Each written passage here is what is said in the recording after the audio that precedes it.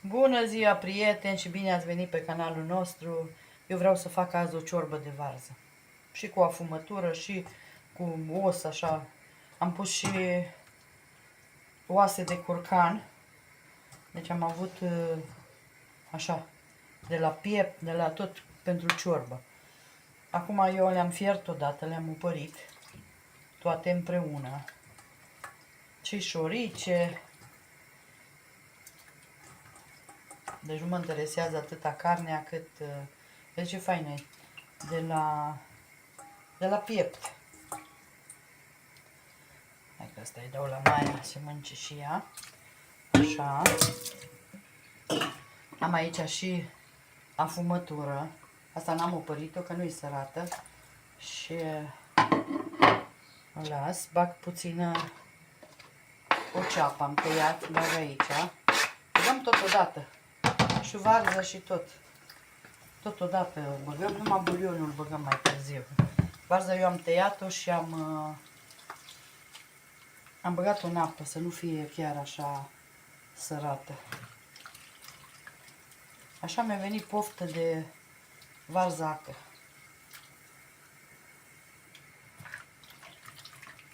Așa, nici ciorbă, nici scăzută.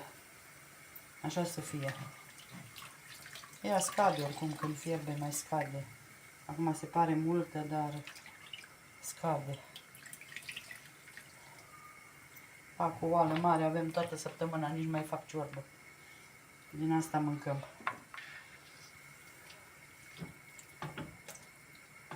Așa. Gata, nu mai avem aici. Așa, și lăsăm să fiarbă. O să vă arăt eu ce mai fac după aia.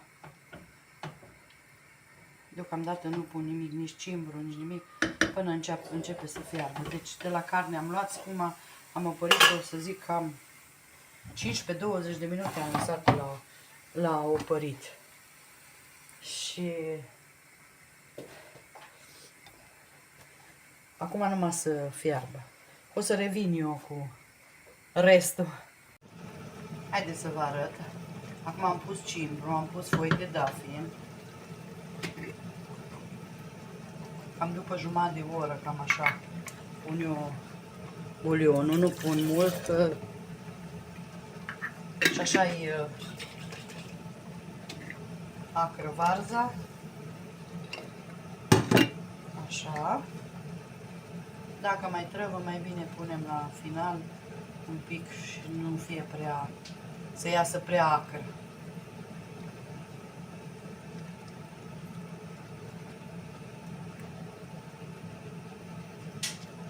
O bunătate iasă aici.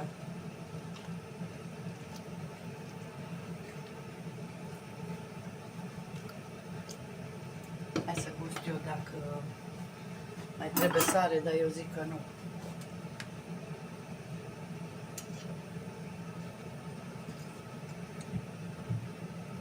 Deocamdată nu. Și lăsăm să fiarbă în continuare până fierbe bine carnea.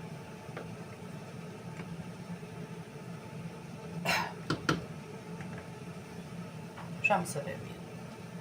Haideți, dragile mele, să vedem. Varza noastră e aproape gata. Eu acum bag niște macaroane, dar vreau din astea să bag. Nu multe, dar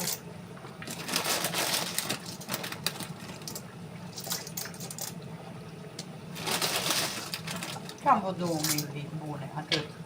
Nu bag mai mult. Eu acum o să pun și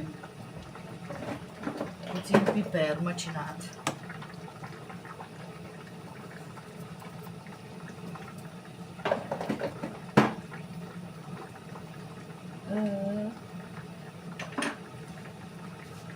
Ca să fie picant.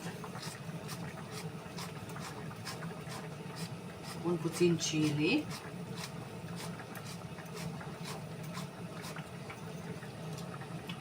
La final o să bag puțin mărar și mai pun foarte puțină vegeta, că asta n-am pus.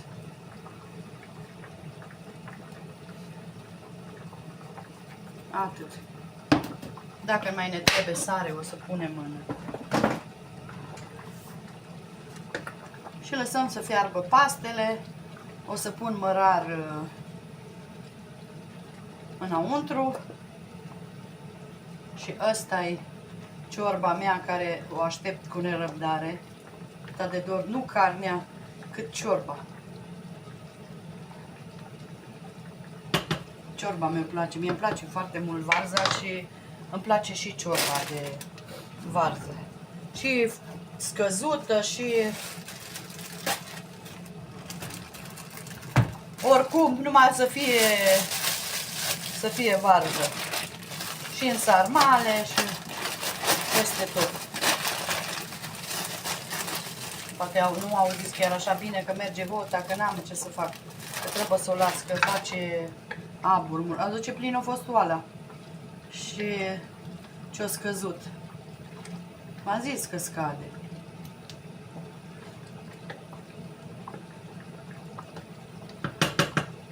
Hai să aduc mărar să pun acum puțin.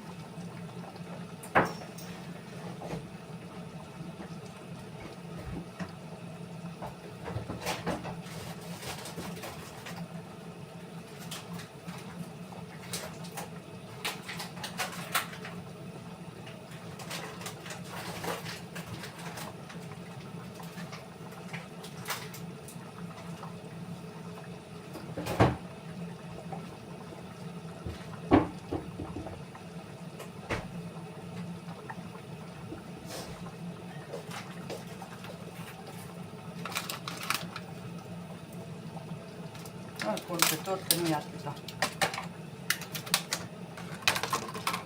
Așa. Să intre gustul. Și dacă la final o să mai pun și din ăla proaspăt, dar să fiarbă un pic, să... Uitați ce e aici. Uite. Deci o bunătate de ciorbă. Acum nu știu dacă vă place, poate faceți altfel. Eu am văzut că nu-i fac prăjală deloc. Îi pun toate împreună și le las să fiarbă. Deci ca să nu ne fie rău sau ceva, așa fac. O să revin acum, nu mai vă stresez, o să revin cu farfuria să vă arăt când e gata. Să vă arăt finalul. Și uitați, dragile mele, așa arată rezultatul final. Deci a ieșit o bunătate de ciorbă.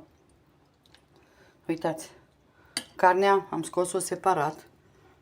Sunt mai multe oase decât carne, dar ce curățăm de pe ele și o mâncăm separat. Noi servim cu ardei iuți, cu pâine.